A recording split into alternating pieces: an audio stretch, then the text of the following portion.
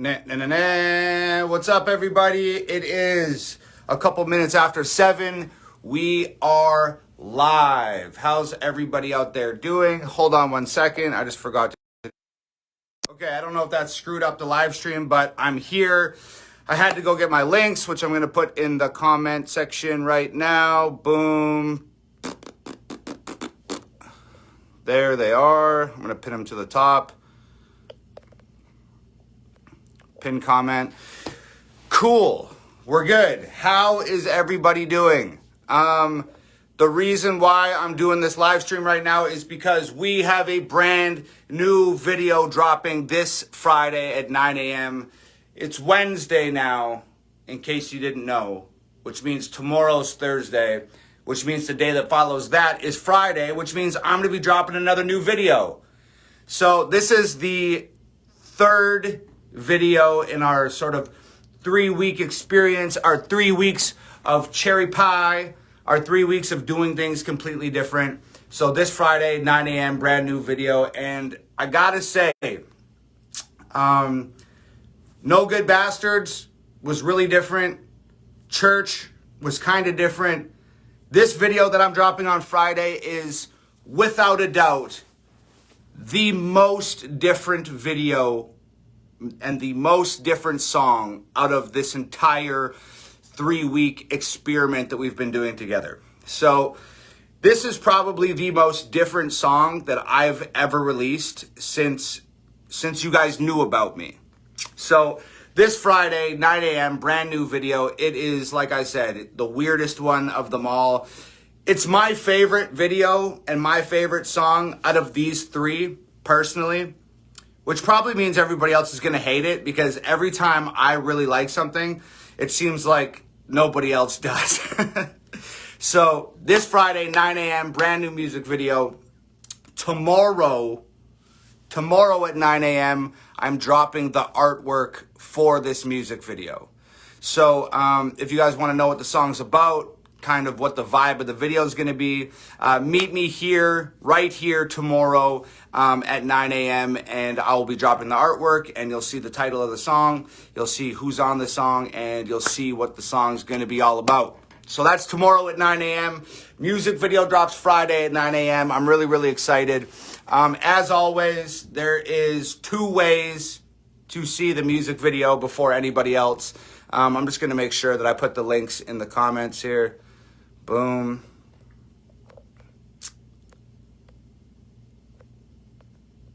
So there are 2 ways to see the new video before anybody else. That is A, join the Hangover Gang newsletter, or B, subscribe to my YouTube channel. The links to do both of those things are pinned in the comment section. So if you want to join the Hangover Gang newsletter or you want to subscribe to my YouTube channel, just click the link and click one of the links in the comment section, and you'll be good to go. So P.S., we're about to jump into a question and answer. If you guys have any questions, anything that you've been dying to know, anything that you're just thinking about now, anything interesting, funny, silly, serious, whatever the case may be, if you have any questions at all, drop them in the comment section. I'm going to start burning through the comments here in about 30 seconds and start answering as many as I can. But new video, Friday morning, 9 a.m. Tomorrow at 9 a.m., we're dropping the artwork. Join the Hangover Gang newsletter. Subscribe to YouTube. That's how you see the video before anybody else. If you join the Hangover Gang newsletter, that's where I always send the early access to music videos there. That's also where I send promo codes for hangovergang.com, so you can get deals on merch or autographed albums. It's also where I send the free MP3 downloads. It's also where I send early access to tour tickets. So join the Hangover Gang newsletter.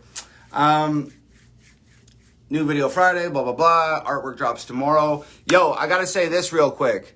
I don't know if you guys saw my post from yesterday, but the Billboard charts came in, and No Good Bastards ended up charting on 7 Billboard charts and got 2 number 1s.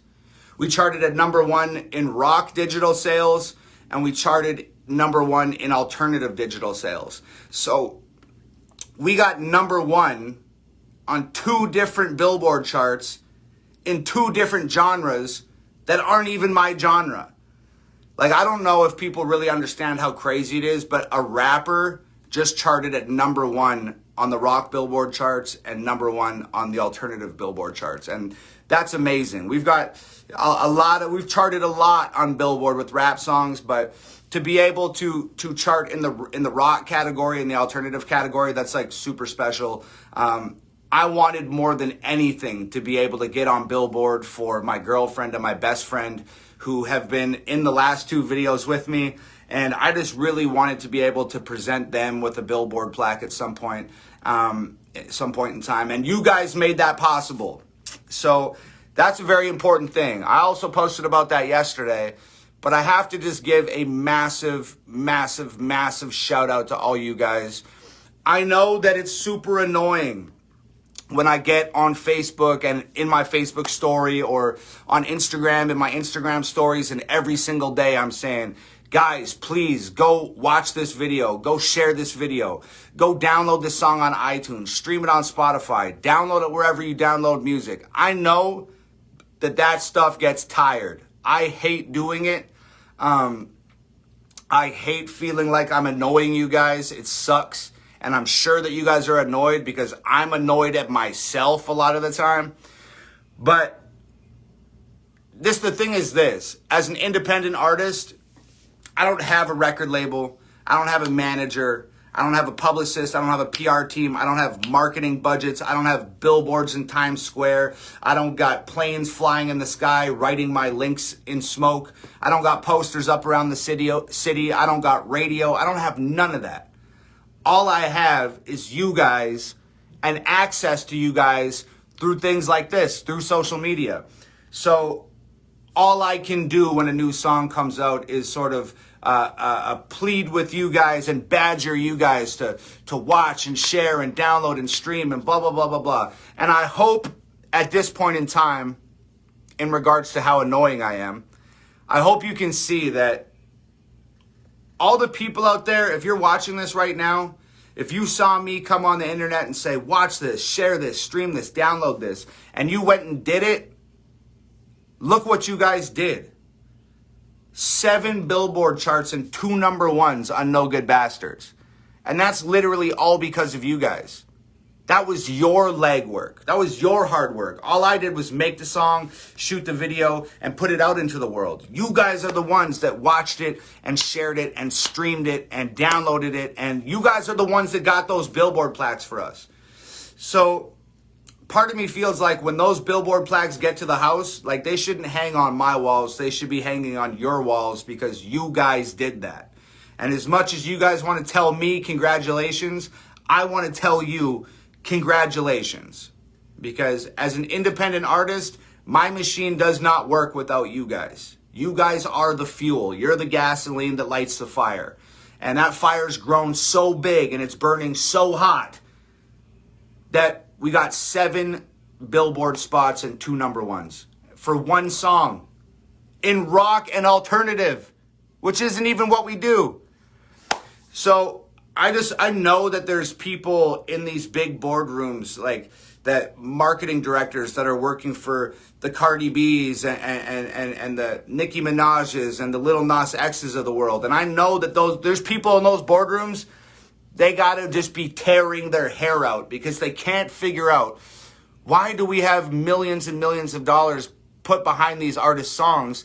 And this Tom Macdonald kid, who's independent, is knocking us all off the iTunes charts. He's getting #1 on Billboard. I know they must be furious. And they're not just furious at me, they're furious at you guys because you guys are the ones sharing and downloading and streaming. So I just wanted to say thank you guys so much. I love you. I somehow want to put Billboard plaques on your guys' walls. I'm not sure how I'm going to do it. I think when they get to the house, I might take them out of the glass and like photocopy them and then print like 10,000 copies and then start putting them in with your guys' albums or your guys' t-shirts or whatever, because I want everybody to have a Billboard plaque that they can put on their walls because that was your guys' hard work. And I don't know of another way that I could thank you adequately. So yeah, that was with No Good Bastards. Obviously, we dropped Church last week. and it seemed like that song really touched a lot of people, and a lot of people really loved that record, and a lot of people just thought it was a really powerful song. So Church is still out there. It's still floating around on the iTunes charts. It's still on YouTube, obviously. Now that you guys know what type of impact you're having, now that you guys hopefully understand that it's because of you that we're getting on the Billboard charts, now that you know that it actually works and I'm not just hassling you to watch and share and download for no reason, now that you know it works, I hope that you're also motivated to please go watch and share the Church video like crazy. Download it on iTunes. That's the biggest one. If you haven't downloaded it on iTunes, please do that. If you don't have an iPhone, you can literally download it from anywhere that you download music. Amazon or Google Play, YouTube Music, whatever. Whatever you use to download music, download Church. Stream it for free on Spotify. Share the hell out of the video. Like I've said before, every view on the video, every stream of the song, and every download of the song, all this stuff combined determines where we chart on the Billboard charts. So yeah, now that you see how well that actually works and that we're actually making a dent in the music industry, which is really crazy, I hope that's a motivating factor and makes the people who maybe just thought I was being annoying for no reason, I hope it helps instill a little confidence in them. So please go download the Church song, watch the Church video, and share it like crazy. Stream it on Spotify. But that's not why we're here. I just wanted to say thank you for the Billboard thing. I'm going to jump into the comment section right now and answer as many questions as I can. If you guys have questions, start pumping them into the comment section right now. And I'm going to answer as many as I can. So new video Friday, 9 a.m. The artwork for that video drops tomorrow at 9 a.m. Like I said, this is the most different video out of the entire bunch. This is the last video of our 3-week experience. That's it. Then I'm done with the experimental stuff and the rock stuff and the different type of music. It was a 3-week thing, and then I'm out and I'm back to the rap stuff. So this Friday, 9 a.m., it's our last kick at the can. I hope you guys enjoy it. Like I said, I'm pretty sure a lot of people are going to hate it because I really like it, and it's probably the last thing that they'd expect me to make. But I'm really excited about it nonetheless. That's Friday, 9 a.m. Tomorrow the artwork drops. Join the Hangover Gang newsletter. Subscribe to YouTube. Let's jump into the comments right now, and I will answer as many as I can. Okay. Let me just answer as many questions. I'm going to start flipping through right now. Well, this is kind of like, I just talked about this, but CJ and Ferris says, is your music available on platforms other than iTunes? My music's available on all platforms across the board. Any platforms that you use to download or stream music, my music is there. So the answer is yes. Sue Brown says, what was the Bible verse you were reading in the video Church? Was it just random? Yeah, it was just a random verse, honestly. Nova and I were shooting B-roll at that time. So the actual full shot was I take the Bible, put it on the ground real fast, open it up, and start flipping through pages and running my finger across the pages. It was just B-roll shots. And then the only part of that B-roll that actually made it into the video was my finger skimming it across the page. So I'm not exactly sure what that particular passage was.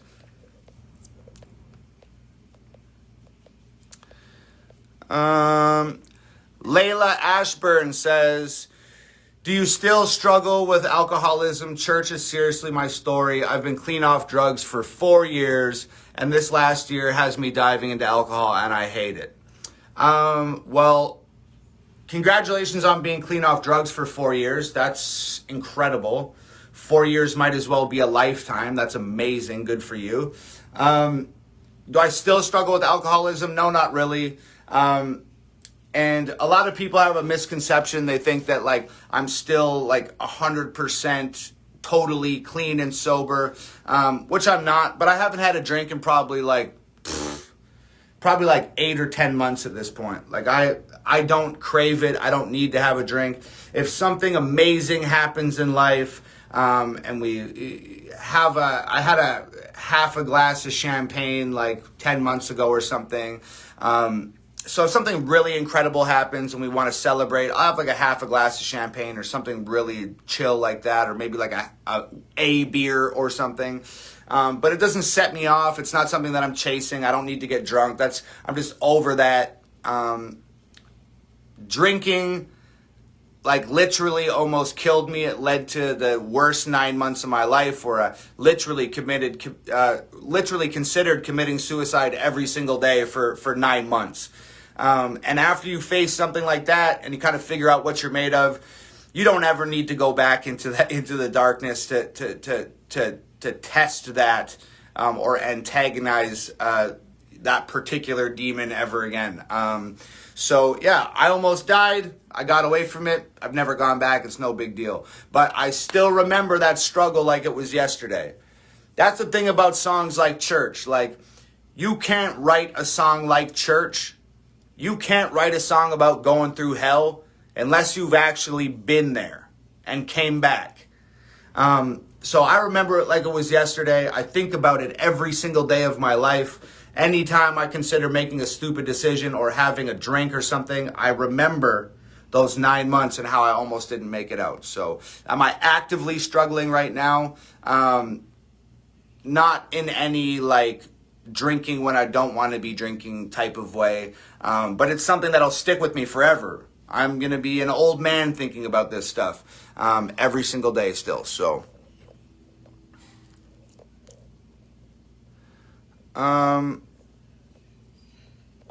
Kevin Mercier says, question here for you, Tom. Is there any vids on the way, like ghost stories,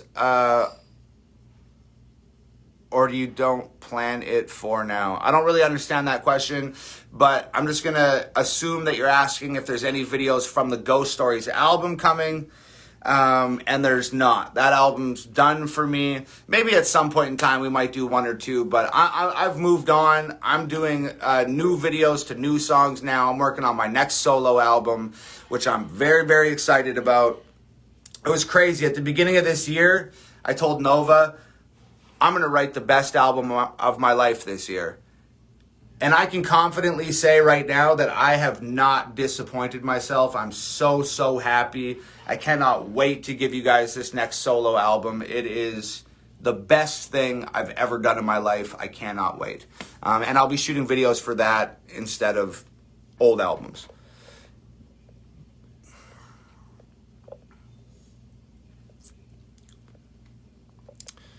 I'm just flipping through here looking for some questions.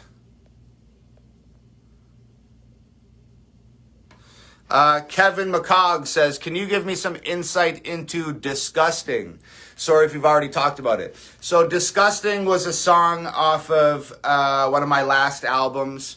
It was either on Gravestones or Flowers for the Dead. Not really that big of a story behind that one, man. I write a lot of like topic-driven songs and politically charged songs and songs about social issues and you know, songs about mental health, songs about addictions. I make topic-based songs lately. And sometimes you just don't want to make a topic-based song. So for the song Disgusting, just like the title says, I made a whole song of just the most rancid, disgusting, rotten bars that I could possibly think of. And it started off as kind of like a joke. I was like on the phone with my homie or on the phone or talking to my homie driving in a car, and we just started going back and forth just saying this rank shit. And it started with smorgasbord was the word that we were rhyming with. And he said, oh, I want a smorgasbord. And I said, I want a smorgasbord of what was it? I want a smorgasbord of gorgeous whores to roll with me in stolen Fords, overweight and 44 and going gray, or overweight with open sores and going gray at 44. Break into a morgue and cut up corpses with a golden sword. and show up the next day at court showing no remorse, or like some shit. It was just like the craziest, most outlandish, disgusting rhymes that we could think of. And then I was like, this is great. I'm going to make a song out of it. And then I made a song called Disgusting, and it's just the most disgusting shit I could think of. So there you have it. Pretty easy.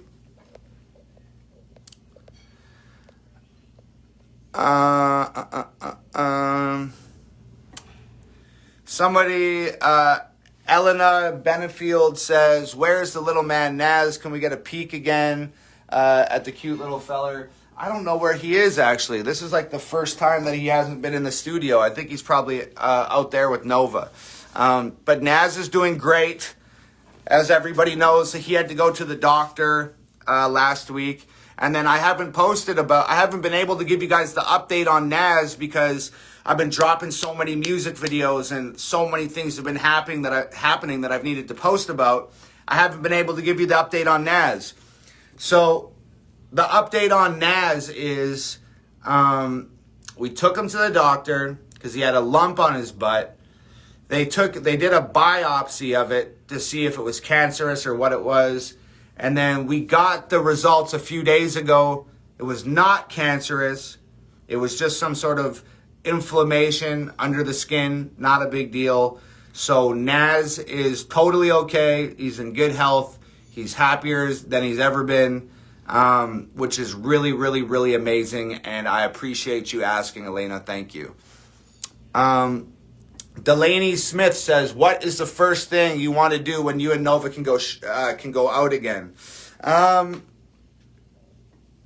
going to, there's this burger place that I love. It's called Umami Burger. And they make like a truffle hamburger with truffle fries and like this homemade ketchup and stuff. The first thing I'm doing when we can go back out is I'm going to eat. That's it.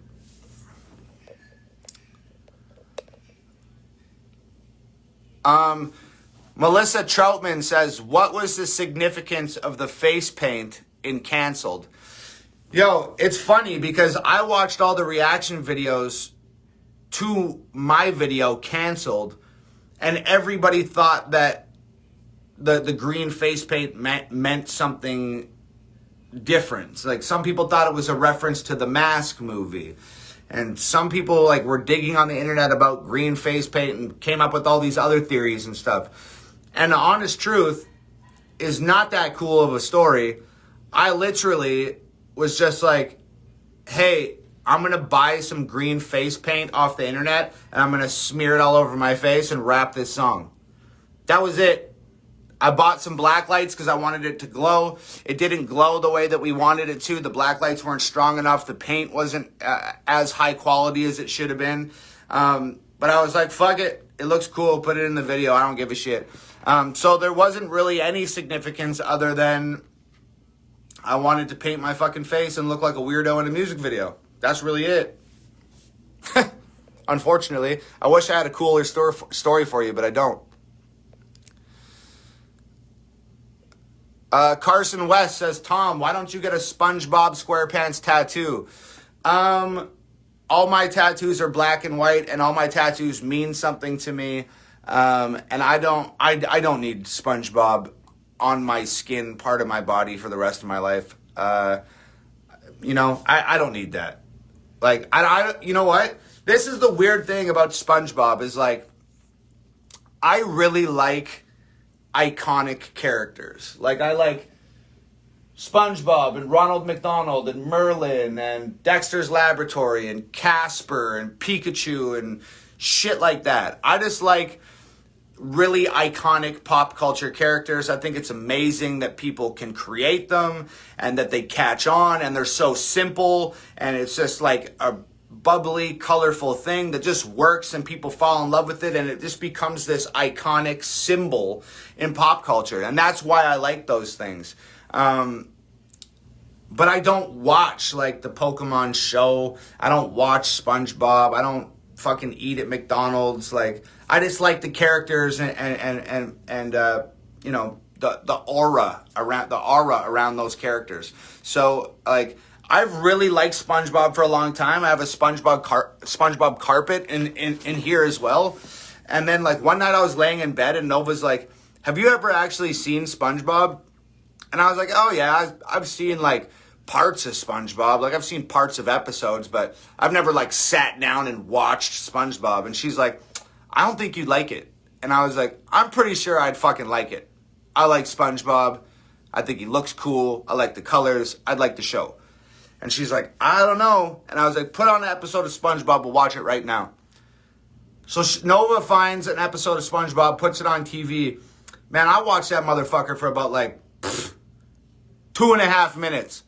And I was like, man, fuck SpongeBob. I'm never going to watch this piece of shit television show again. And that was the last time I watched it. But I still fuck with SpongeBob. I just like how iconic he is. And I think he just looks cool. But the show fucking sucks. So there you go. No SpongeBob tattoo for me.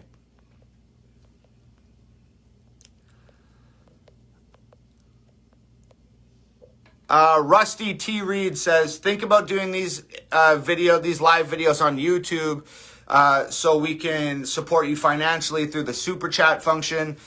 I just did an interview on YouTube the other day and there was like a super chat function. And I think that's really cool. And it's a great way for artists to make a couple extra bucks.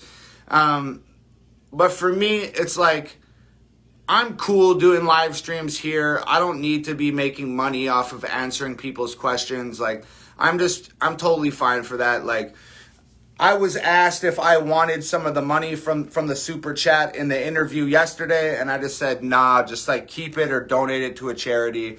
I'm good. Like, I'm cool on that. So it's like, to me, it's like, I don't do VIPs at concerts. I think that's weird. I think charging people money to come see you perform is one thing, but charging people extra money to meet you or shake your hand or ask you a question, I think that is weird to me. I will never charge money for VIP meet and greets. I will always show up early to shows and meet everybody. I will always stay late at shows and meet everybody. I will always sign autographs, shake hands, and talk to people for free. I just cannot wrap my head around charging people for that. I would be disheartened if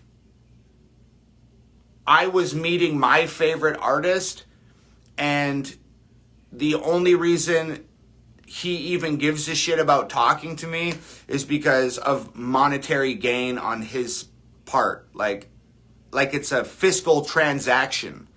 That would weird me out. I wouldn't like that. So I just don't, it's not fair to do that to you guys after doing this for free for as long as we've done it. I'm not ready to start monetizing that right now. So I don't know. Maybe if people like express enough interest and really want to do the super chat thing, I'll do it to appease you guys, and then we can take all the money from the super chat and give it to like a mental health foundation for artists, or an addictions program, or underprivileged children or something. Maybe we can do that and donate the money to a charity of some sort, and that would be cool.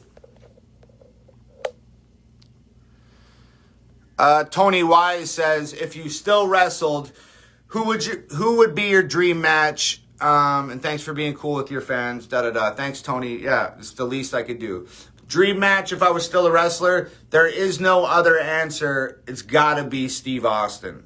It's gotta be Steve Austin. Steve Austin or nothing.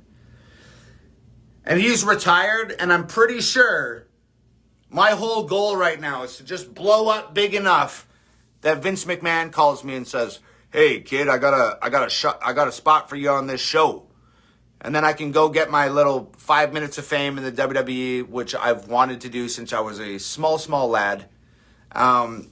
So we got to get really famous here doing the music thing, and then we can get on to WWE TV, and I can lace up my boots and kick somebody's ass one last time, and then we'll get back here to rapping.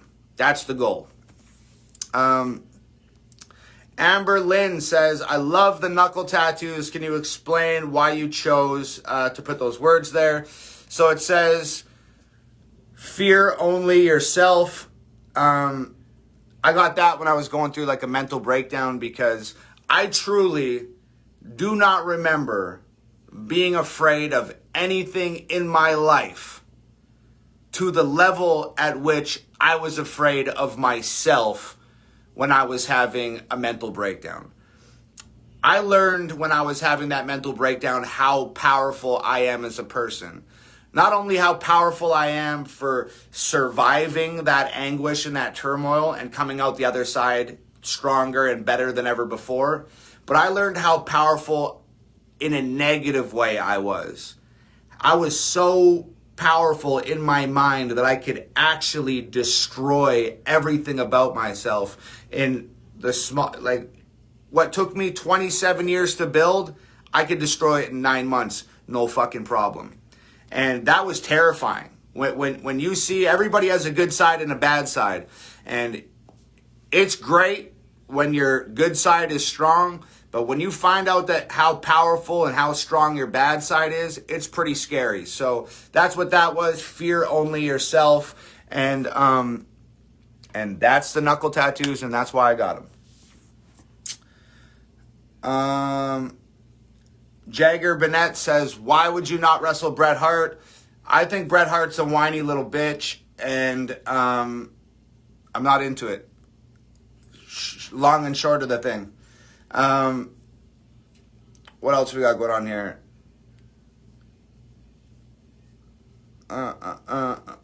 Bret Hart, please. Christina Bardine says, if you get your shot in the WWE, would you use No Good Bastards as your theme song? Yo, you heard it here first. There is like a pretty famous wrestler who's about to use No Good Bastards as his entrance music. And he's going to come out wearing a Hangover Gang shirt. And I'm going to be getting footage of him doing that. So when I get the footage of this top secret wrestler walking to the ring to No Good Bastards with the Hangover Gang shirt on, I'll post it here so everybody can see it, because it's going to be pretty cool. So I don't know if I would personally use No Good Bastards, but I would definitely use one of my songs. I'd have to. That would be part of the contract. Cool. You guys want me to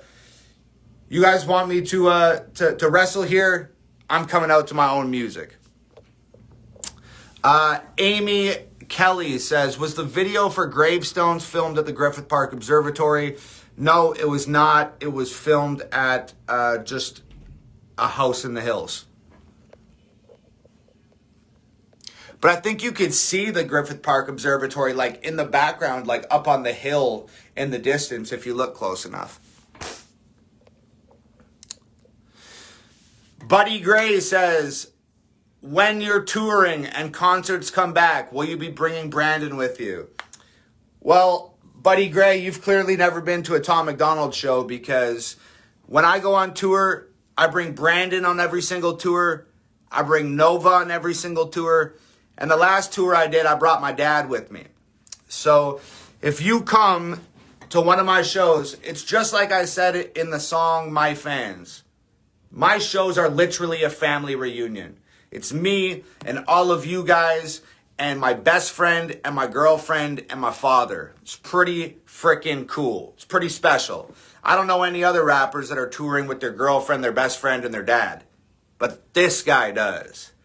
So if you come to a show when concerts open back up and they're allowing us to tour again, not only will you see me, but you'll see my best friend Brandon Hart, and you'll see my girlfriend Nova Rockafeller, and there's a good chance that you're going to see my pops, because he's going to drive the tour bus, I think.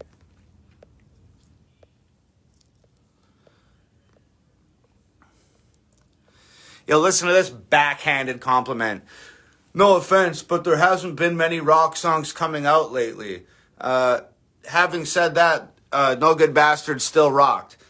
Like, dude, everybody just loves saying this shit. Like, well, that's cool that you got number one, bro, but, like, there hasn't been many rock songs coming out lately, so, bro, pull your fucking head out of your ass, okay?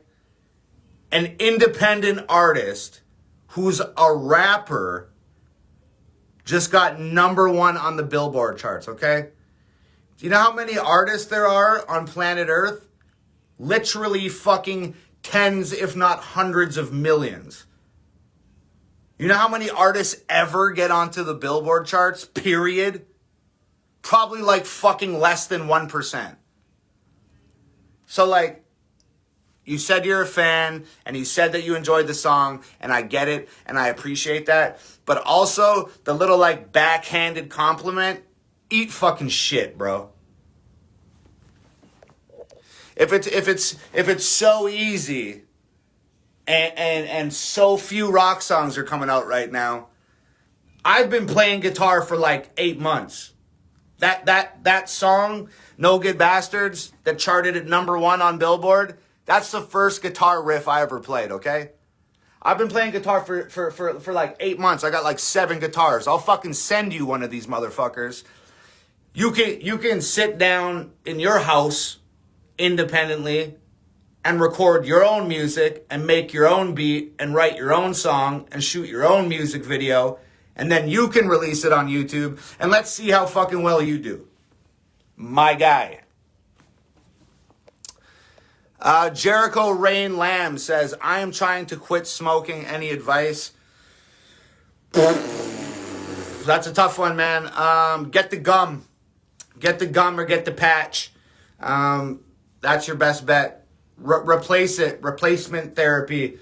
Like, when I quit drinking, when I quit being a retard and tried to like fix myself and put myself back together after my mental breakdown, I had to take all of my terrible, terrible habits, whether that was smoking or drinking or whatever the case may be, smoking weed, blah, blah, blah.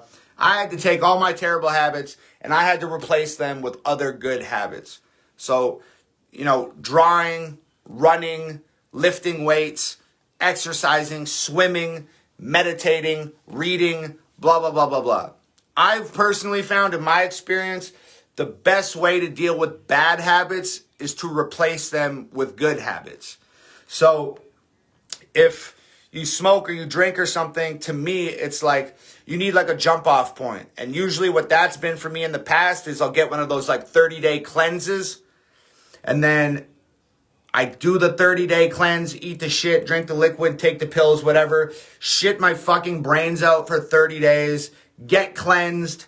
And in that 30-day period, start exercising, running, lifting weights, blah, blah, blah, blah, blah, reading, meditating, all that bullshit. And then by the end of 30 days, the cleanse is done and you've developed a bunch of new, good, healthy habits. And you're on your way, man. That's my best advice. Dewey Bishop says, will you give my wife, Christy, a shout out, please? Shout out to Dewey Bishop's wife, Christy. Hope you guys are enjoying the live stream.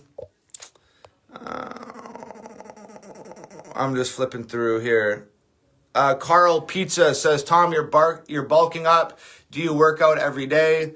Yeah, this shirt's a little small on me, so you can't really tell. But I've put on, like, since quarantine started, I've probably put on, like, 20 pounds. I'm the heaviest that I've been in probably, like, 10 years right now. I'm like 180 no, I weighed myself last week. I was 194 pounds. That's fucking heavy for me. Like, I don't have a huge frame. So if you're packing like 194 pounds of 100% pure ass whooping onto my frame, you look jacked up. So, yeah. I just got a text message while we were doing this from Brandon Hart. Brandon Hart said that he's in the live stream. So shout out to Brandon. And I know my girlfriend is probably in the live stream too. So shout out to Nova. And I know that my folks are here because they're always here. So shout out to my mom and dad and possibly even my sister. If my sister's here, shout out to her. And if my grandma is here, shout out to her. You guys can tell we got a pretty close-knit family.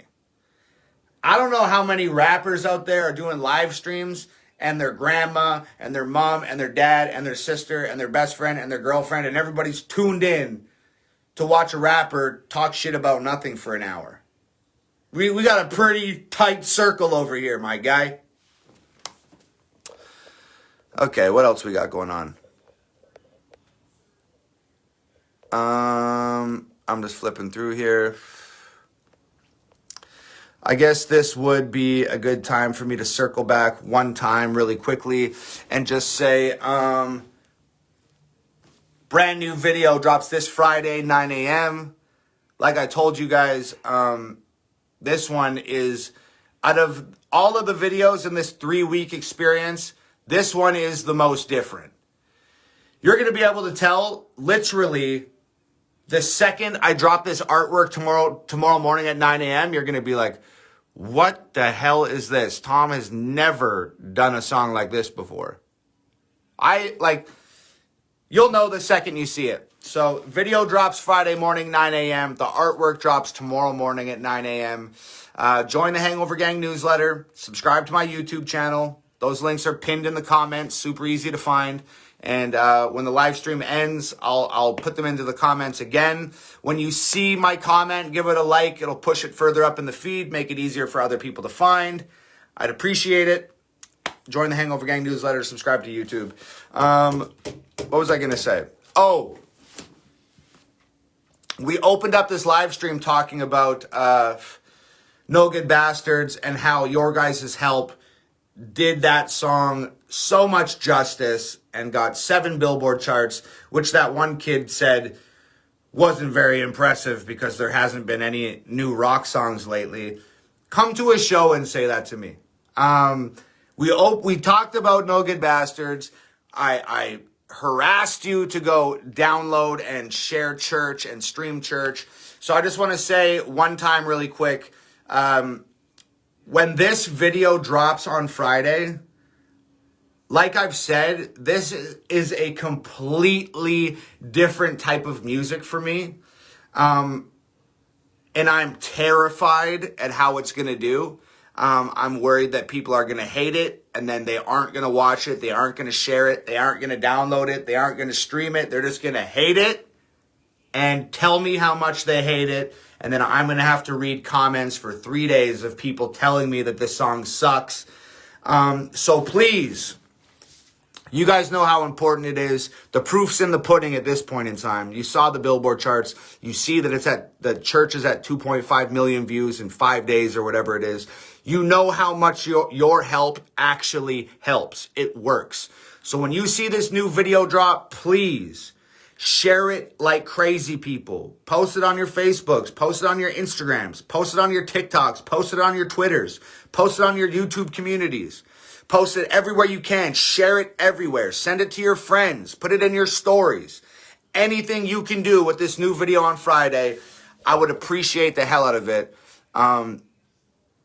I don't know if I can deal with a song doing terrible at this point in time. So, and it's the last video of our 3-week experience. It's the last slice of cherry pie that I'm going to give you before we go back to apple pie. And trust me, I've been baking up some apple pie that is going to freaking blow your minds. So share the new video on Friday at 9 a.m. I'll jump back into the comments right now and do some more questions. Amanda Thiel says, no, please, I'm loving cherry pie. Can you please do more in the future? I'll absolutely do more cherry pie in the future. I have some secrets about the cherry pie that you guys don't even know yet, that go beyond the video that's dropping on Friday. So I'll give you guys more information about the cherry pie when it's time.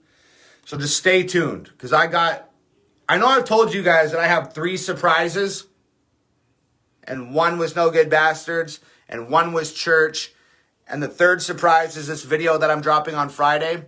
But, and don't go telling everybody this, but I have more surprises than that. At least 2 more surprises. So, just stay tuned. Nicole DeMille says, my 12-year-old son is a huge fan. Can you give a shout out to Aaron in Ohio?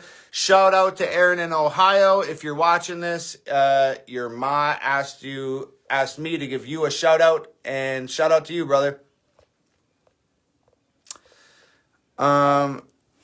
Kelvin Lapierre says, How cool is it shooting and making music with Nova and your best friend?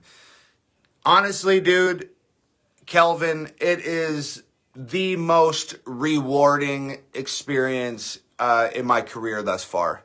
And I've made lots of music with my girlfriend Nova and my best friend Brandon over the years. I've made tons of music with them. When we were all growing as artists and sort of coming up together and fighting our way through the ranks. And we made a lot of shitty music and a lot of music that you know, we might not want to put out into the world. So I'm just really happy that we've arrived at a point now where everybody has sort of honed their craft and fine-tuned their ability, and we can make music together now that we can put out into the world. And I've sort of been the one who's got the platform now, and I've blown up, and it just feels really cool to grab my girlfriend and grab my best friend and pull them into the spotlight with me, and just share that stage for a little while. And it's literally the most rewarding thing ever is going to be placing that billboard plaque into their hands. I just absolutely can't wait. That's going to be the crowning jewel of my accomplishments of these last few years. I'm so excited. Nova's going to cry. Brandon's probably going to cry. And I just can't wait to laugh at them while they're crying. And it's going to be a great moment for me. I just saw somebody say, I hope that the song on Friday is not country. The song on Friday is not country, okay? I can tell you that much. It's not a country record. What do we got going on here?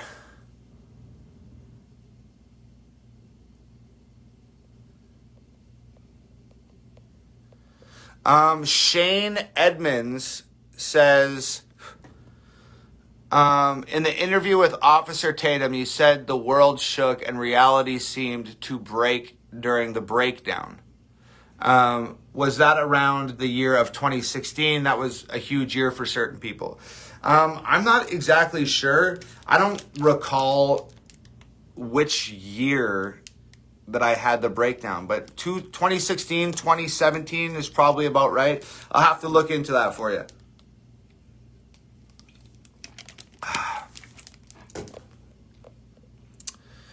Okay. Carol Reed says, what would be the music that moves you? I listen to a lot of classic rock from the 70s. I listen to a lot of post-rock from the 2000s. And I listen to a lot of alt-rock from the 90s. I guess that's the stuff that moves me, is the stuff that I grew up on, the stuff that was introduced to me from my dad and from my mom. So I guess, yeah, all different types of music move me. I think that's like one of the great things about music, is that it doesn't have to be a particular genre or a particular artist. Music as a whole is just kind of powerful. So, you know, I've been moved by a lot of stuff, by pop music, rock music, rap music, grunge, classic rock, orchestral, R&B, like the blues. Like, music is just has that innate ability to affect people. So I don't know if I've ever been moved more by one genre than any other, to be completely honest.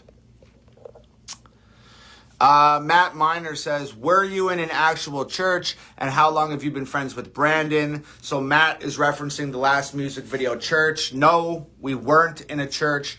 We built that entire set inside of our house. I built the confession booth out of plywood, a picture frame, and a metal grate. And then we did the stained glass window with some stickers that we just stuck on the window in the living room. And then I bought the neon cross and mounted it to the wall, and then put all those other crosses all over the wall. In the scenes where I was laying on the carpet, I bought a brown carpet and just laid on the floor. I was shining a spotlight in through the window, so the spotlight was on my face. Since this whole quarantine pandemic fucking abomination has happened, For those of you that have been around for a little while here, like you guys know that my girlfriend, Nova, has really, really, really, really, really bad asthma. So about like maybe 2 years ago, Nova got a regular cold and ended up in the hospital for like a week and a half, and it cost like 50 grand. And that, or maybe that was like 4 years ago now. And at that time, like, we were living literally in the ghetto. We had no money. We could barely pay rent, couldn't afford our groceries. Like, you guys have heard the story about running an extension cord from my fridge out the window into my neighbor's garage so I could plug in the fridge when our power got cut off. Like, it was gnarly. And we actually had to make a GoFundMe 4 years ago so that we could pay Nova's hospital bills from going to the hospital with that cold. So because of that, because of how sensitive Nova is and how weak her sort of respiratory system is, we can't be taking any chances. We can't be putting Nova at risk. We can't be shooting on music video sets with 20, 30 people like we usually do and getting our friends to come out and hiring extras and blah, blah, blah, blah, blah. So these last like probably 6 or 7 music videos we've done all here. I was a carpenter for a long time before I was a musician. I was swinging hammers on the oil rigs. I was building commercial homes as a framer, or I was building residential homes as a framer. I was building commercial buildings as a general contractor. And I worked way up north in Canada on the oil rigs and building overflow camps and working for ATCO up there. So I have a lot of tools and shit. And I have the skills that I gained from that trade. So I build all the music video sets from scratch. Nova films them on her camera and edits them and colors them and blah, blah, blah, blah, blah. So, no, it was not an actual church. It was homemade. It was a DIY project. I built it. And there you go.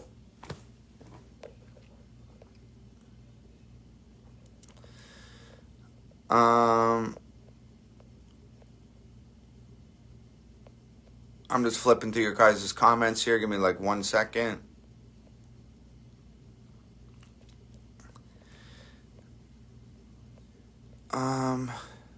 Oh God. Jay Stone says, Tom, please answer me. You told me that I won in a comment and my parents told me I can't get the money just in case it was a scam and I'm sad. Well, Jace, your parents steered you in the right direction because contrary to what you believe, I didn't tell you that you won anything in a comment. Some guy in fucking Zimbabwe or Nigeria or some other fucking country on the other side of the planet was pretending to be me, and he actually told you that you won something. And thank God for your parents thinking better of that, because you would have just been another person getting scammed on the internet, giving a stranger your credit card number. Dude, I can't believe we have to talk about this again. Every single live stream I tell people, stop giving strangers on the internet your banking information. I shouldn't even have to tell anybody that one time. The fact that I have to still tell people that every single fucking live stream is mind-blowing to me. Who are you people out there in the world perusing through cyberspace, handing out your banking information to a bunch of fucking strangers? That's nuts. Fucking crazy. Anyways, I spend like at least an hour a day blocking and banning all of these fake Tom Macdonald pages and fake Hangover Gang pages and stuff. I have one page. This is it. That's all. And I don't message people. I don't have contests. I don't need your credit card information. Like, so that's it. And I've noticed this lately. Like, there was a time like last week or a couple weeks ago where there was like 50, 60 fake profiles a day. Like a lot. Like the second I banned one or blocked one, they made another one. And it was just going. But I stayed on top of it, and I would just ban and block and ban and block and ban and block for hours until they stopped making new profiles. And I noticed this week, is there a lot less scammers on the page this week? Can somebody tell me if that's an accurate observation? Because I said to Nova today, it seems like there's a lot less scammers out here lately. Like, I think that, like, they've become disheartened because I'm such a psycho that I'll sit here for 2 hours and block and ban every single one of them. And I do it all the time on a consistent basis. And now they're just like, yo, it's not even worth it. We try to scam 2,000 people. We maybe get 1 or 2 successful scams out of that. And then by the time we get 1 or 2, Tom's blocked us and we have to make 10 more profiles. So I think maybe I've beaten them down to such a level where they're just like, fuck, let's go scam somebody else. And they've moved on to the next guy's page. I don't know. That's the impression I'm getting. You guys let me know if you've been noticing that less scammers.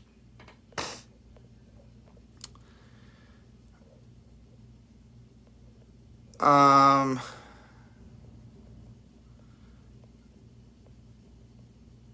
just flipping through here. Haley Marie says, would you guys come perform in Canada when COVID is over? Abso-frickin-lutely. When COVID is done and it is safe for Nova and I to go out into the world, man, like, we are going to tour America and we're going to tour Canada. We're not going to stop until we see every single one of you guys, shake every single hand, take every single photo, autograph every single CD. Like, it's really weird, man. Like, I feel like since COVID happened, and don't get me wrong, I'm grateful to be in this position. I'm grateful to be making music for a living. But the best part of our job has been taken away. And that's going on the road and meeting you guys and shaking hands and hearing the stories and performing.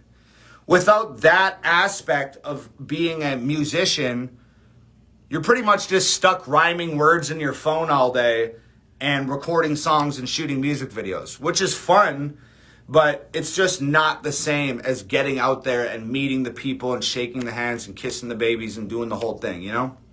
So when we are able to get back on the road, I promise you, we're going to see you guys in Canada. We're going to see everybody across the states, and we're going to rage. It's going to be good.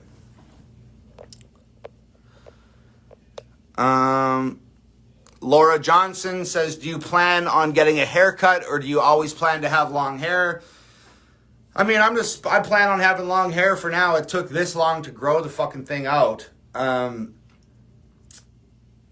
Like, I've told this story before, but I don't tell it often, and I haven't told it in a while, but I gave myself, like, an accidental haircut, like, oh, shit, it must have been, like, 5 years ago now. Like, you guys can see that there's blonde in the bottom. It used to be all blonde, but it's grown out, and I haven't dyed it in a while, but shit, like, 5 years ago, I decided that I wanted to dye my hair blonde, and I bought, like, a box of bleach from the Target or the Walmart or whatever it was, and I brought it home, and I put all the bleach in my hair, and my hair was like about down to here. Like, it wasn't quite as long as it is now, but it was like mid-cheek level. So I put all the bleach and the hair dye in it, and I was reading the box, and it said, like, leave it in for 20 minutes or whatever. But I'd self-dyed my hair, like, a lot of times in the past, and when you leave it in for 25 minutes, it doesn't go, like, blonde. It goes, like, orange or, like, this deep yellow, you know? So I was like, okay, fuck it. It says leave the bleach in for 25 minutes. I'm going to leave it in for an hour so it goes really blonde. So I'm sitting on the couch playing video games, whatever the fuck I was doing. An hour goes by and I'm like, oh, I should go wash this shit out of my hair. I get in the shower, turn it on. I'm standing underneath the shower, running my hands through my hair. And I literally just start ripping out clumps of my hair. Like, my hair is just tearing apart. Like, it's all stuck together, like it's melted together, and I'm pulling it out, and it's just breaking in half, and I just have handfuls of hair, and I'm like, oh, fuck, what have I done? So then I stopped touching my hair and just let it run under the water until all the shit was out of it, and then I took canola oil and soaked my head in canola oil and wrapped it in saran wrap and went to bed. And it didn't save It didn't save all my hair, but it saved some of it. That's the last time I got a real haircut. Well, I guess not a real haircut, a really terrible, accidental, fucking terrible haircut. But that's the last time I got a haircut.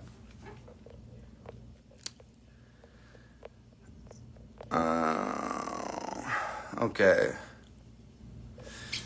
Angela Salas says, what was the career you thought about having when you were a child? Was it always rap? No, it wasn't always rap. I've talked about this a few times, but my career choices were always like outlandish and not easily attainable. I think the first thing I ever wanted to be was Batman. And then I wanted to be an astronaut. And then I wanted to be a pro wrestler. And then I wanted to be a rapper. So I went from superhero to astronaut to pro wrestler to rapper. I've never had a realistic career choice ever in my life, which is pretty crazy. And thank God things worked out the way they did, because being a carpenter was cool. Nothing wrong with a good old carpenter, but your boy is not built to be swinging a hammer 365 days a year through the rain and through the snow and in the blazing hot sun. I just hated it. I hated it so much. So just thank God, or thank my lucky stars that things worked out the way they did, because I mean, you wouldn't want this guy building your house. I might be able to build a music video set or two, but that's the thing. When I'm building my music video sets, I'm building something that I own, so I give a shit about it. But when I was a carpenter and I was building other people's shit, and I resented the fact that I had to swing a hammer all day so much, I wasn't trying that hard out there on the job site. That's all I can say. You don't want this guy building your house. So it worked out for me, and it worked out for all the homeowners out there who don't want a fucking idiot building their houses for them.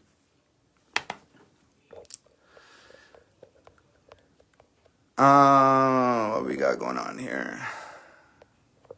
Chad Somerville says, do you have a deal for albums and t-shirts? Yeah, if you go to hangovergang.com, that's where all the autographed albums are. There's a bunch of like different combos. You can get 1 CD or the 2 CD bundle, or 3 CDs, or all 4 of my CDs, or 2 CDs and a t-shirt, or blah, blah, blah. There's tons of combos. So you just have to go over to hangovergang.com and check that out for yourself, brother.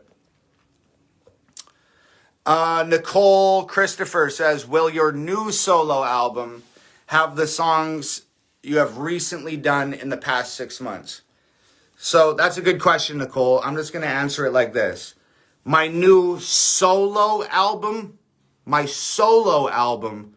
will definitely have all the songs from the last 6 months.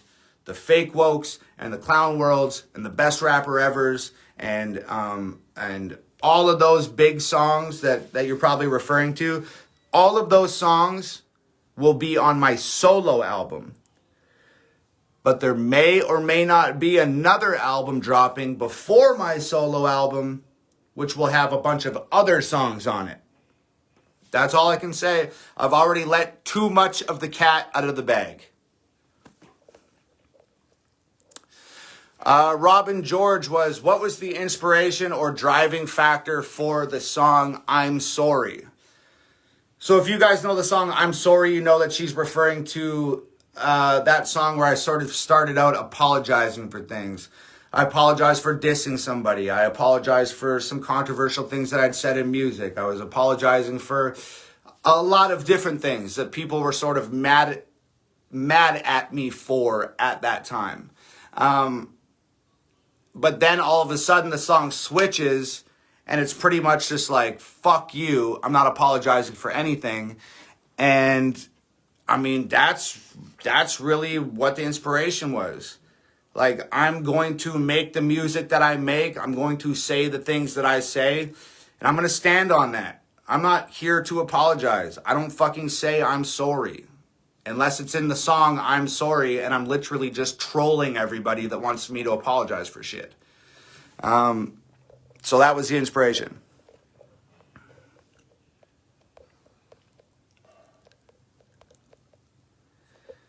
Okay, I'm just looking through here.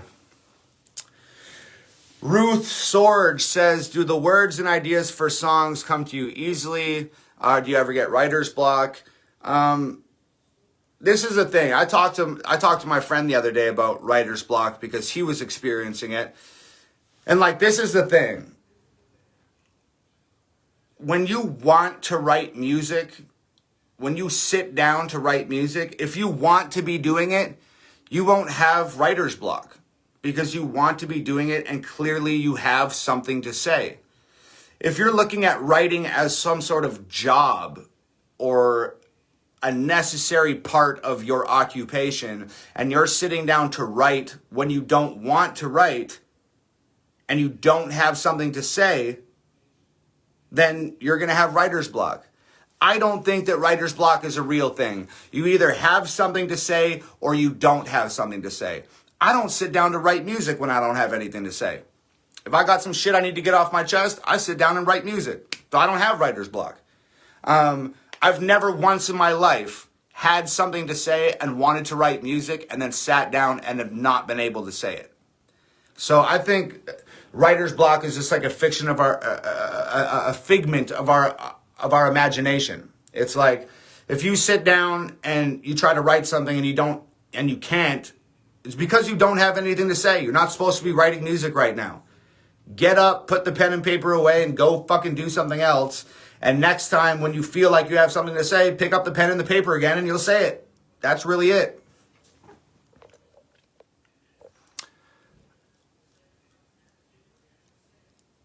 George Axe, this is the first time anybody's ever asked me this.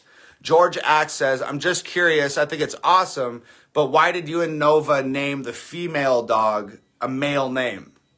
So, Nova's dog is a lady dog, and her name is Bruce. And I have no fucking idea why that dog's name is Bruce. I sure as hell didn't name that dog. That was Nova's fucking handiwork.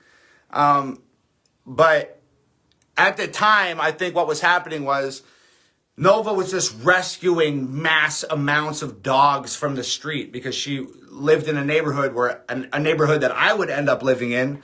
And essentially, like, that's where we got Naz. We rescued Naz off the street because the neighborhood that we were living in had a dog shelter in the neighborhood. And then the dog shelter got shut down. And then people kept dropping off their pets at the dog shelter, even though it was closed. People would like roll up to the shelter with like a cardboard box full of dogs or cats and just leave it at the front door. And nobody would ever come get those animals because it was closed. It was shut down. So then those dogs and cats would end up being homeless and trying to survive in our neighborhood. And Nova would find them all the time. And hold on. So Nova would save all of these animals and stuff, and she would just name them all Bruce. She would name all her dogs Bruce constantly. So there was like 10 dogs at one point named Bruce. There was boy Bruces, girl Bruces, old Bruces, fat Bruces, skinny Bruces, baby Bruces. There was tons of Bruces. And then she'd rehome them and find people to rehome the dogs and blah, blah, blah, blah, blah. So that is the long and short of why we have a girl dog with a boy name.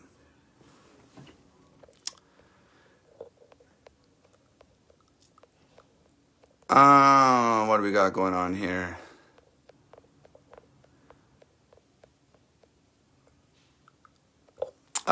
Stephanie Harold says, love your music, Tom. What's the best advice you can give to somebody just starting out? People ask me this all the time. I give the same answer every single time. And I'm not trying to sound cliche, and I'm not trying to sound like a broken record. But the best advice is this, is ask yourself a real simple question. Why are you making music? If you answered you're making music to help yourself or you're making music to help other people, those are the only two acceptable answers. If you answered because you want to be rich, because you want to be popular, because you want to have a nice car, because you want to have a big house, because you want to be the cool guy or the cool girl at the party, if you answered any of those things, stop fucking making music immediately and fuck off, because we have enough people who are making music to be cool and be rich and be famous. And those people are not real artists. Those people are manufactured dumbasses. So, if you're making music for one of the two reasons that I first noted, to help yourself or to help other people, continue making music. If you've passed that round of vetting, the best thing that you can do is be authentic to yourself. Like when I was starting out and I made music about guns and drugs and girls and clothes and money and cars and houses and blah, blah, blah, blah, blah. There was no reason for me to be talking about that. I was telling other people's story. I was imitating my favorite artists. I was a young kid and that was my mistake. So if you're going to, my best advice to you is to be authentic, be true to yourself. In a world full of lies, deceit, and bullshit these days, it's really easy to cut through all that fat with the truth. People gravitate towards what's real. People gravitate towards the truth. So be that. Be true to you, be real to you, and the rest of the story will write itself. That's the best advice I can give. Sam Adler says, what was your first tattoo? Sam Adler, unfortunately, my first tattoo is this shitty one on my forearm that says passion. I was a pro wrestler at the time. I was like 16 or 17 years old. Apparently, I was super fucking passionate about pro wrestling, and that's the bottom line.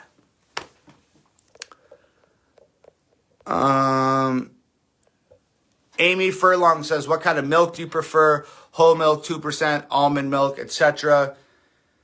I mean, it's all good. We got almond milk. We got chocolate almond milk. We got whole milk. We don't have any 2%. I keep telling Nova to get 2% milk. I guess I'm like some sort of milk connoisseur. I'm like one of those people that collects wines from 30 years ago, but I collect milk that's only good for the next 7 days. I don't really have a favorite kind of milk, but I have a wide variety of kinds.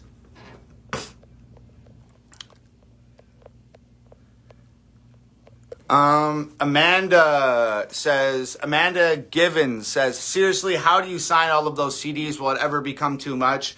Honestly, Amanda, it's too much right now. I don't even know how I sign all those CDs. I sit down on the couch, I put something on TV, I grab stacks and stacks and stacks and boxes of albums, and I will autograph my name over and over and over and over and over and over and over again until literally my back's seizing up and I can't do it any longer. But I don't know, like at some point in time, yeah, it's going to stop. I almost stopped doing it a few weeks ago, but I just pushed through it because part of my thing is because I'm independent, I make all my own beats, shoot all my own videos, release all my own music. There's no label, manager, blah, blah, blah, blah, blah. It's me, my girlfriend, and it's you guys. So when I make an album and the videos are getting 10 million views and things are going well, like I want to be able to autograph an album and hold it in my hand and then give it to you guys. And then it's truly from my hands to yours. I want you to be able to hold that album and look at it and be like, yo, I helped do this. I helped make this album. Tom Macdonald's an independent artist. I'm somebody that supports him. He couldn't have made this album without me. I feel like the least that I can do is autograph that thing, put it in the mail, pack it up, and send it to your houses myself. It is definitely the most difficult, painstaking part of my job as it stands right now. But I feel like it's the least I could do, and I want to continue doing it for as long as I can.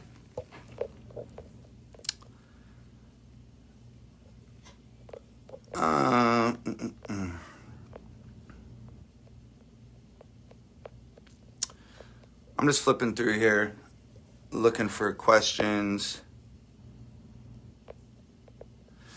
Susan Finley says, have you ever thought about doing a tour in Scotland?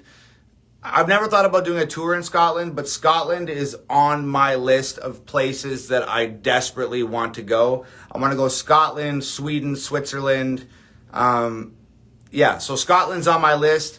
You know, I haven't put in the necessary time, energy, or legwork to make that tour possible. But at some point in time, I will come see you in Scotland, I promise.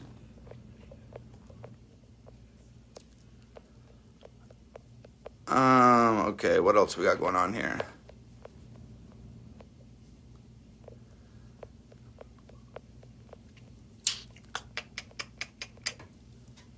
Jesse Call says, would you be willing sometime to show us behind the scenes of your music videos or studio? That would be awesome. Yes, Nova and I have started filming a lot of behind the scenes stuff because I get on here and talk about the process a lot. You guys know that we do everything ourselves, and we release our own music, design our own merch, sign, pack, label, send all the CDs, produce the music, shoot the videos, blah, blah, blah. You guys know that we do that fully independently. But I've never shown it to you guys. I've just told you about it because I've always assumed that that's a really boring process. Who would ever want to watch that? But somebody pointed out the other day, like, hey, it would be cool if you did a documentary on what it's like putting together a video or what it's like putting together an album. And we thought that was a great idea. So we've started filming stuff, and I have no idea what that's going to turn into, when it's going to turn into something that we release, if it ever does. But if and when it does, you'll see it. So yes, we've definitely thought about that. A lot of people asking where I got the spiked jacket from Clown World.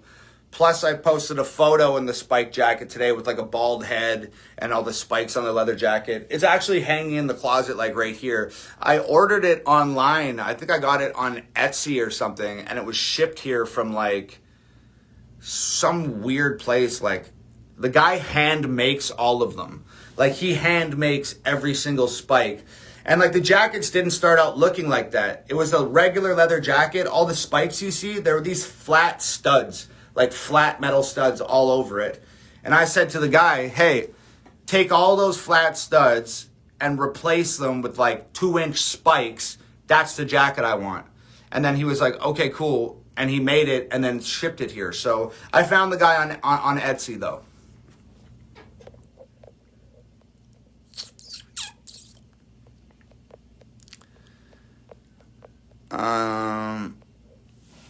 Missy Nicholson says, Tom, would you consider doing a video with Elton John? Well, I would absolutely consider doing a video with Elton John. That'd probably be the biggest thing that ever happened to me in my life. I'm not sure if Elton John would consider doing a music video with me. I don't know if you have a personal relationship with Elton, but if you have his phone number and you can shoot him a text and ask him if that's something that he'd be into, I would support that. I actually went to go see Elton John with my sister probably like 10 years ago. Incredible show. Elton John is one of the greatest of all time, hands down. Melissa Troutman says, what was the last thing you ordered for personal reasons on Amazon? I can't tell you that because then I'd be giving away some videos and stuff that I have coming up. Because I do a lot of prop shopping online. So I can't tell you what my last purchase was, or I'm just gonna accidentally blow my next video out of the water. So Taylor Martin says, how are you doing today, brother? I'm doing good today, brother. Thank you for asking. Had a good workout this morning. Jumped in the pool for about like 20 minutes. It's the first time in like 3 weeks that I was able to get in the pool because the weather was not permitting. So I'm doing well, man. I really appreciate you asking. Thank you. I hope you're doing well too.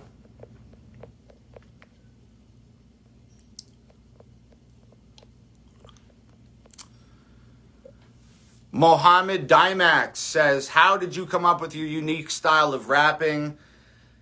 I never thought about that. I didn't really realize that I did have a unique style of rapping. I guess it's because I don't really listen to much music at all. Like, I don't really listen to, I say that I listen to like classic rock and post rock and alt rock and rap and stuff when I listen to music. But the fact is, I don't listen to a lot of music, period.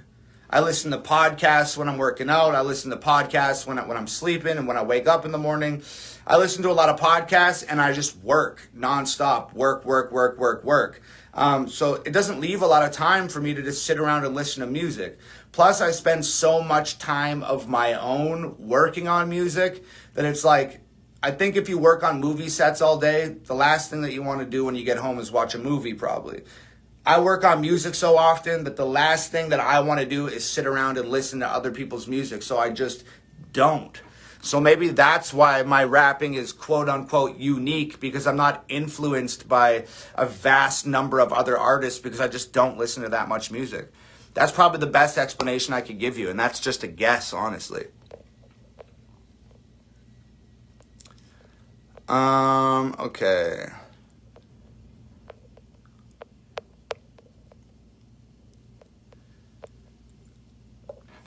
Haley Lawn says, can you be an officiant at my wedding? I would literally have a heart attack. People ask me to do weddings all the time, perform at weddings or officiate at weddings and stuff. And I just don't think that that's a good idea. Can you just imagine it's a wedding, it's beautiful, the bride and the groom are there, each side of their family has come together for this, what's supposed to be the most magical day of their lives. And Tom Macdonald shows up and starts screaming, they so fake woke, facts don't care about feelings. That does not sound like a good time. Maybe the bride and groom are fans and they dig it, but there's going to be someone on one or both sides of their family, whether it's an auntie, an uncle, a cousin, a grandpa, a grandma, a stepmom, a stepdad, nephews. Somebody's going to be fucking pissed off. And you don't want anybody pissed off at your wedding. So unfortunately, I'd have to turn that request down. I've never accepted a wedding invite before. I just can't do it. The next wedding I go to is probably going to be my own. And I don't know when that's going to happen, so don't ask. Jeez Louise. Okie dokie, guys. I don't know. I feel like I could sit here all night and chat with you. We've been here for an hour and a half, so I'm going to wind it down here. Brand new video drops this Friday at 9 a.m. Brand new video this Friday, 9 a.m. The artwork drops tomorrow at 9 a.m. If you want to know what the song's about, if you want to know who's on the song, if anyone, if you want to know what the video is going to look like, what kind of vibes we're dealing with, meet me here tomorrow at 9 a.m. for when I drop the artwork. The next day is Friday at 9 a.m. I'm dropping the last music video in our 3-week experience. The most different music video out of the 3. Incredibly different, kind of weird. I hope you don't hate it as much as I think you might hate it. I love it. I can't wait to give it to you guys. That's Friday morning at 9 a.m. My links are in the comment section. If you want to join the Hangover Gang newsletter and get early access to the video, do that. If you want to subscribe to my YouTube channel, turn your notifications on, and they'll notify you when the video drops. Do that. Please, pretty please, continue watching and sharing the church video and downloading it everywhere that you download music. Stream it for free. All of that stuff helps the Billboard charts. We got a Billboard plaque coming for me, Nova, and Brandon for No Good Bastards. I would just be beyond proud to get a Billboard plaque for church, considering what that song's about and how many people it's helped and the impact it's had and how powerful it's been, it would be really amazing to get that billboard plaque for church. So please keep watching it and sharing it, downloading it wherever, and streaming it. It'd mean the world. Be ready with your YouTube fingers on Friday morning at 9 a.m. to share the hell out of this brand new video. I'd appreciate it. Hangover Gang, once again, I'm sure is going to show the internet and the music industry what it is, what exactly it is that we're made out of. I can't wait. So I hope you guys had fun tonight, man. I always have a blast with you guys, especially during the pandemic with Nova's health conditions and us not being able to go out and see our friends. It's like I see you guys online more than I've seen other actual human beings in real life for the past year. So I feel like you guys are like my best friends right now. And I love you guys so much. I'm glad we can do this. I hope you had a good time, man. Appreciate you tuning in. It truly means the world. So till next time, it's Hangover Gang forever, baby. Tough times don't last. Tough people do. Stay strong, stay smart, stay healthy. Be well, everybody. I love you so much. Treat one another with respect. New video Friday morning at 9 a.m. Till then, peace.